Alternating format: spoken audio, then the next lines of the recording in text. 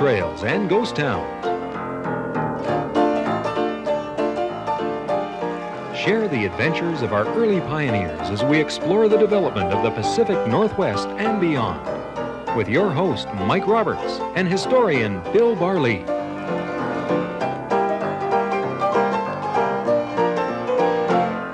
Welcome to Gold Trails and Ghost Towns. I'm Mike Roberts, and with me is Bill Barlee, our storyteller today. But today's program really is about artifacts of probably the greatest trading company the world's ever seen. I think so, Mike. I don't think that's an overstatement, really. We're talking about the Hudson's Bay Company, the only company that really has been in business for over 300 years. 1670? Founded in 1670, and they were the gentlemen adventurers trading out of Hudson's Bay. Gentlemen adventurers. Sure. So, how did they get that name? Well, because they were originally, of course, Prince Rupert was the head of the company, and he was from the royal family, and all of his directors were gentlemen in the original term. And they were called, of course, the Honorable Company as well. And very famous company, the only company allowed to fly the red ensign with the company letters at the bottom, HBC, Hudson's Bay Company. That's magnificent. Yeah. And this flag actually flew over a Hudson's Bay Company somewhere. Store. That's right. Okay. Now, it started, I guess, small because nobody knew how big North America was at the time, but it grew. Yeah, but it was very well funded. You know, it was funded by the royal family.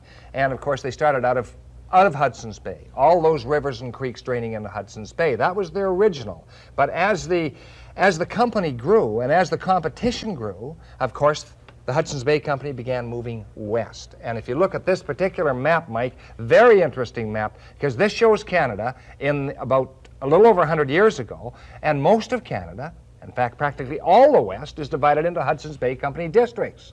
So that the Hudson's Bay Company essentially owned most of Canada. And explored it. Without them, the exploration of northern North America would never have occurred. Some of the finest explorers that Canada has ever seen. All right.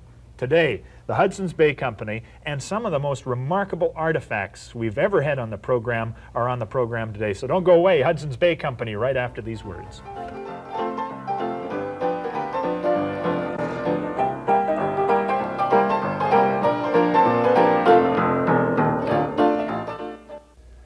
Welcome back to Gold Trails and Ghost Towns. Mike Roberts with Bill Barlee, and today we're going to take a look at some wonderful treasures, artifacts of the Hudson's Bay Company and another trading organization.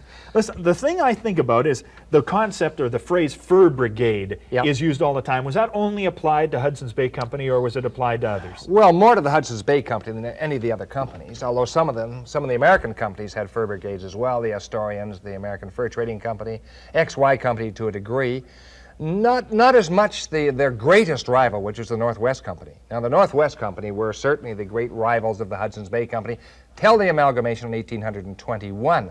And besides the Hudson's Bay Company had other rivals, individual rivals, which were the free traders. These were the so-called mountain men, Mike. And they would trade. They would go into Indian territory and trade with the various Indian nations or the various Indian tribes. But the concept of a fur brigade, that was a team of men sent out to the Indian people to exchange trade goods for furs. Well, not really. That was either packing the furs out after the trade season or the goods in. So that's really what the fur brigade was. And of course in British Columbia there were a number of fur brigade trails and a number of fur brigades. A lot of them through the southern part of British Columbia. Sure. But this is what primarily they were after. This is what started Canada. It's why it's on the nickel. People would call that a beaver pelt. It's a made beaver, Mike, is what it is. And this is one of the standards of, one of the items of trade on the Hudson's Bay Company standard of trade. So in other words, if you had a made beaver, Mike, what you would have is this. You would get this particular coin for a made beaver. And it says HB EM 1/2 NB. NB. Now that NB is supposed to be MB. For made beaver. Made beaver. But the company that struck these particular tokens actually made a mistake. Well, that didn't bother the Hudson's Bay Company. They figured they'd go along with them anyway. Sure, we'd had them struck. If there's a spelling error on them, who's to know? That's right. These are the mistake tokens, and they're old ones, Mike. They're over a century old. So when the Indian trapper presented this to the factor of the Fur Brigade fort, was he be given this in exchange? Yes, he would be probably given the larger one, which is one made beaver if it was complete pelt. Or, and if he brought in a number of other small pelts, and there were a number of pelts that the Hudson's Bay Company was interested in. And the Hudson's Bay Company, of course, made the famous beaver hat from some of these pelts. Oh, this is what it eventually turned into. Somehow I thought it would be a beaver coat, you know, but well, they did make beaver coats as well. But look at this is a lovely thing. How much would that be? Have cost a gentleman of England back about? Well, they started dealing with those in the late 1700s and the 1760s, 1770s, 1780s. By 1820, it had kind of passed the fashion, and that would be very expensive, some pounds in English coin at that time. And when you think an average workman made probably a penny a day or 2 pennies a day, this would be a very expensive item of apparel. But it was the beaver and the beaver hat and the beaver apparel which started Canada on its way. Sure, this set the empire in motion. Now, what could your average fur trapper buy with his half beaver? What would he be picking up? Well, Mike, he'd be picking up an Indian, of course, would like this. Yeah. And that is called an eye dag. Now, if you look at it, this looks like an eye. Yeah. And this came in various sizes, 1, 2, 3, 4, 5, and so on. That particular one came out of Fort Yale. That was from the original Gus Milliken collection. So this would be, this is what size? I'm sorry, I wasn't paying attention. I think that's a number 1. Now, some of them are that may be a number 2, a 1 or a 2. But the bigger the number, the bigger the eye dag would be. And so he'd be able to buy a metal axe. And this was far better than any stone axe he might have had. Well, yes. You see, a lot of people think that the Hudson's Bay Company took advantage of the Indians. I don't think that's the case. And Indian scholars, as well as white scholars, indicate that it was probably a fairly good, it was an offsetting agreement. In other words, the Indians, for instance, couldn't make a musket, Mike. And here are 3 muskets. Now, you can take them in order. Well, just take them in order. Now, here's one that this is an originally American Army musket, and it's percussion cap. But the Indians liked, of course, the Put the brass tacks on the side, on it. And they embellished the rifle stock and so on the butt with brass tacks. Hudson's Bay Company usually provided the rifle and also provided the brass tacks, and of course the Indians couldn't make a rifle. Yeah.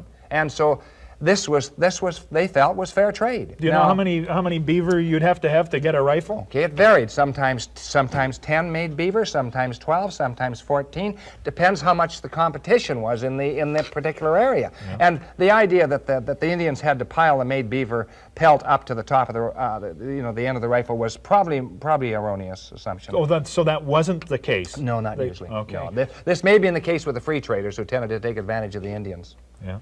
This looks like a more utilitarian, but certainly useful, still able to kill game. Yeah, that's a Ketland, and a Ketland is quite a well-known trade rifle, made in England, of course. Yeah. But it isn't and that's also a percussion cap. But the next one is the most famous of them all, Mike. This one here. Yeah. And this one has got a wonderful piece of brass work, and that explains why they called it what they did. Sure. This is a Barnett from the Penticton Museum, and this is the brass serpent side plate, and it became the standard of excellence for the Indians. When they saw a rifle with a brass serpent on it, of course, they knew this was a Barnett. It was probably made by the Hudson's Bay Company, and they felt that was a very, very nice firearm. Now, the downside of that was is that some of the more unscrupulous trading companies then began to manufacture the brass serpent side plate and put it on rifles that were not as good. The old imitation factor, counterfeiting. That's right, counterfeiting or spurious specimens. And of course, some of these rifles would blow up and maim or blind the Indian hunter.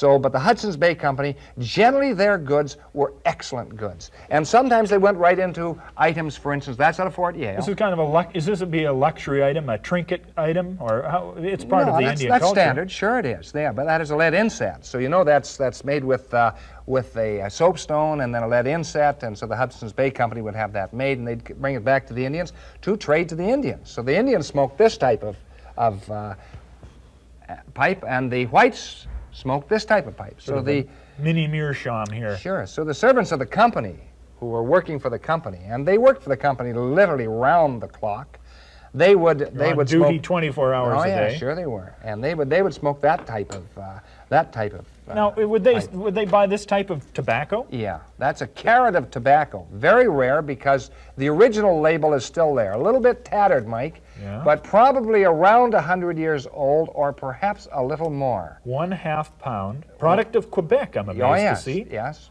grew the tobacco in Quebec. And as I say, that's a carat of tobacco. And so the Hudson's Bay Company, they had a wide variety of trade items. They would trade something like... Well, it's no secret that they're still a department store today because they started out as the nation's first department store. Well, sure. They were the department store of the past. And when you look at some of the great Hudson's Bay forts, and, you know, there were a number of, first, the majority of the forts were around the perimeter, the western side of Hudson's Bay. And then, of course, Fort Garry became really the headquarters in Canada for the Hudson's Bay Company, London, of course, back in England. And then they began to spread west, and some of the western forts, Mike, were significant. Fort Edmonton, for instance, was one of the great, I think the greatest fort in what is now present-day Alberta. And of course, in British Columbia, we had a number of other forts. We had Fort Victoria, which was one of the major forts, and in New Caledonia, which is the interior of British Columbia, had Fort St. James. Other forts were significant, Fort Kamloops, of course, and a lot of these forts, in fact, if you look around, Mike... You got it here? Yeah, oh, there it is. This has got Fort Langley and Fort Yale. Yeah. And this is a wonderful thing to have anyway, because this is a page out of Harper's Weekly. Yeah. And do you know who the artist was who did this particular work? That is Fort Langley on Fraser's, with a Z, Fraser's River. Sure. And it shows the palisade. Did they really have a palisade, or was that sort of European artist's license? Now, this is very interesting, because the first one of these sketches was done on the spot. That's Fort Langley. Yeah. And that's the way Fort Langley looked in 1858. But the second one of these sketches was done through the artist's imagination. He was not at He was Fort never at Yale? No. If you know Yale very well, you'll see This that... looks like a concrete walled yeah, fort. it does. He just took a guess at that. And so Harper's was able to pass that off. And I imagined he got some comments on his lack of reliability. This is the Hudson Bay flag on that one? Yes, yeah? Of course it is. So you had a number of forts, and all these forts were interconnected. And the interesting thing is, Mike, is that the major forts had a factor. He's the manager. Sure. Okay. Yeah. But the minor posts, that would be places like Similkameen Post and so on, would have a trader, just a trader. But the factor was really the law in that particular part of the country. Now, he may not have been the law to the Indians, but he certainly was to the servants of the company, and they referred to the workers of the company as the servants. And for instance, in Yale, which we've just been discussing, one of the servants of the company, that is, one of the employees, deserted one of the brigade trains. One of the horse packing operations. That's right, and this was not done. So the individual in charge, probably a trader, had him hunted down. When they hunted him down, stood him up against a tree and shot him. So you didn't leave the Hudson's Bay Company. No, you really didn't. At your peril, you left it. Oh yes, it was life and death. In other words, if they were, you couldn't have that on a fur brigade, because sometimes those fur brigade they went through very, very treacherous territory, and you couldn't have people leaving at will. So this was an example to other individuals who worked for the Hudson's Bay Company. How were these people paid? Was there any particular benefit to working as a Hudson's Bay, a member of the brigade, a packer, I guess, an oarsman? I don't know what jobs they had. Usually paid varying from area to area. For instance, in British Columbia, they usually got 1 salmon per day and some other goods and so on. And at the end of the year, they would get a certain small wage. Now, the factor himself, that was different. If his area did well and the company showed an overall profit, then he was paid extremely well. And some of them retired in considerable wealth, in fact, after working for the Hudson's Bay Company. Did these guys just sit back, say, in Fort Kamloops and just sit there and count the furs as they came in, or did they actually send out and sort of stimulate trade with people? Oh, sure. They had to, Mike. They really had to, because what was happening, of course, as the years went on, especially in the early part of the 1800s, so the early part of the 19th big century. Competition That's years, right. yeah. There was terrific competition in the West before the run on beaver hats went out of style, really. And so they had all sorts of problems, and they would have to send out emissaries into and have good relations with the Indians. I mean, the Indians, they would carry the Indians, for instance, from year to year, and the Indians honored like this. a credit? Sure it was. Sure it was. And if you see some of their standards of trade and some of their lists of individuals, they'll name the Indians and what he owes them the year before. And I don't think they became indentured, but it was an honorable agreement. The Indian realized that that was if he took a gun and he took a certain amount of powder and he took, we'll say, a flask like this or something else, Mike, he owed for that, and he had to bring in the various pelts to pay for it. Now, it would strike me that something like this would be one of the most precious possessions of an Indian person. Is that the case? Yeah, I think probably varied. The gun was first and foremost. Yep. And then the parts of the gun and the accoutrements of the gun, which would be a flask, you see, Yeah. and the powder, and so on and so forth. But a lot of things come into play. For instance, those are actually, people refer to them as pots and so on. They're actually a trade kettle. They're a nesting kettle. And what they varied from, Mike, is they varied from, I have them in my collection, right from 10 gallons right down to about half gallon. So that would be the little one. This is maybe even... This is interesting. This is interesting because I can tell you a story about it. I was just down to see some people I've known for a number of years, 35 years, the Parsons family. And Doug Parsons, who is deceased now, but he ranged through that southern country of British Columbia, especially the desert country. And this is many years ago, of course. He came across one of these pots and looked at it, looked inside, and there was something white inside, pulled it out. Guess what it was? Yeah. Scalp. A scalp? Blonde scalp. In a trade kettle? Sure. No, so they didn't use Not it the usual thing. just for cooking. I mean, it wasn't just for cooking. And and the interesting thing there is because generally speaking, you don't think of the British Columbia Indians as taking scalps, but in the Similkameen district, they did. And another thing that's kind of interesting, and that 10 gallon, which I didn't bring because it's just too big. That would be just so wonderful. Well, yeah. But because hard to find good brass. Yeah. This is just wonderfully heavy. Yeah. Made in Waterbury, Connecticut, actually, made by the Americans. So a lot of their trade items came from around the world. Yeah. What do they do in a 10-gallon trade kettle? Well, first of all, the obvious thing they'd boil in there was buffalo. But the other thing, and they're kind of an interesting story, Mike, some years ago, well, actually be a century and a half ago, a bunch of free traders sat down, and there's a big 10-gallon kettle, and they sat down, and the Indians proceeded to feed them. And they were very hungry, and it was marvelous meat, absolutely marvelous. And they proceeded to have a second helping, and some of them a third helping, and finally said after the meal, and looked around, and they said, that was very good buffalo meat. Not buffalo meat. Well, it was very good meat. What was it? They're getting a little anxious about this.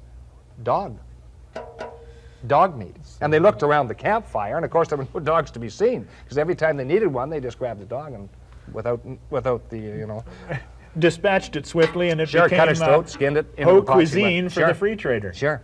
So your 10-gallon trade kettle could occasionally be for sure. dog au jus. Sure. And the other thing I find very interesting about the Hudson's Bay Company. I wonder how much of this stuff got,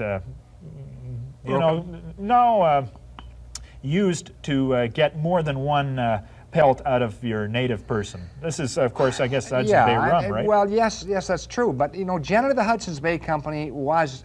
If you follow the history of the Hudson's Bay Company, they were much more careful than the free traders out of, we'll say, forts like Slide Out and Whoop Up and so on, those free traders in southern Alberta who served the Blackfoot Indians. Yeah. So the Blackfoot and some of the other tribes would only let in the Hudson's Bay Company, and some of these tribes were very, very, very, very careful of that. So the Hudson's Bay Company, when they did trade liquor, and it wasn't a major item of trade for the Hudson's Bay Company, and I'm not being an apologist for them. But what I like about them, of course, is that almost every one of these has the Hudson's Bay label on it. That one came out of British Columbia. How many of these do you have? I have a number of them. And there's even a larger quart over there. Sure. I see that. And that's a different one, Mike, actually. That one came out of Lethbridge, and this one comes out of Nelson. This is the Beehive quart. Look at that. Or container, you see. And that would hold, it's got a 1 on it. Is that sort of that's 1 gallon? Yeah. 1 gallon? Yeah, that's 1 gallon. And that came out of Nelson. There was a fort in Nelson as well? Well, there was a Hudson's Bay store there right from the 1890s on. Now, some of the stuff, what we've seen here sort of looks rustic, but some of this material looks like you could get it in the modern grocery store of today. Sure. Look at that, take those beads off. We want to talk about them in a bit. Well, this is a Hudson's Bay Company tea tin, And they came in 3 different types. They came in blue, and they came in green, and they came in red. And they came in 3 different sizes, and all 3 sizes are there, Mike. There's another little one inside this tin as well. These are in beautiful shape. Look Yeah, at they the are. artwork Yeah. and everything. Oh, Of yeah. course, these not only provided the product, you grab the big one out of the bottom. Sure. Okay. Okay. And then this one comes out like that.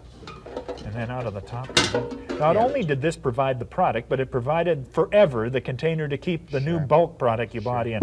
And the interesting thing about these, Mike, is that at one time, and I would say 20 to 25 years ago, you could pick up Hudson's Bay Company items, and they're very, very commonplace. Now extremely difficult to find, and the reason is the Japanese collectors, who are extremely wealthy, many of them, and the German collectors, who fit into that same category, and the American collectors have all discovered the Hudson's Bay Company artifacts, and it's becoming extremely difficult to get good Hudson's Bay stuff now. We have to take a break, but we're going to come back and talk about some of the men, not necessarily all Hudson's Bay men, but the men who developed and explored Canada and their association with the fur trade and Hudson's Bay Company. We'll do that right after this break.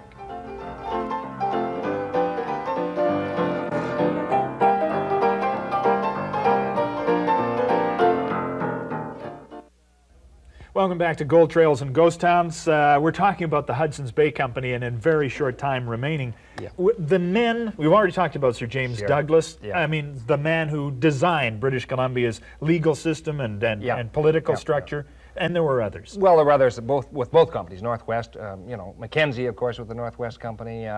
Thompson, after whom the Thompson River was with the Northwest Company. Map maker, That's of course. right. Cuckoo Synth, the man who looks at stars. He was marvelous. But there are some others who aren't as well known. And one of them, of course, I hearken it back to, is Robert Hunt. Now, he was a Hudson's Bay Company factor in the northern part of Vancouver Island, and he owned that particular cannon right in front of us. You actually have a Hudson's Bay cannon. Yeah. How would you describe this? An artillery man, a ballistics man would describe this how? Yeah, well, he would describe that as probably a 4-pounder, and it originally came off a ship, and it was put in one of the bastions of Fort Rupert, and the Indians in that particular area were a little bit hostile, in fact, very hostile, and to keep them under control, he had a number of cannon. This is one of them.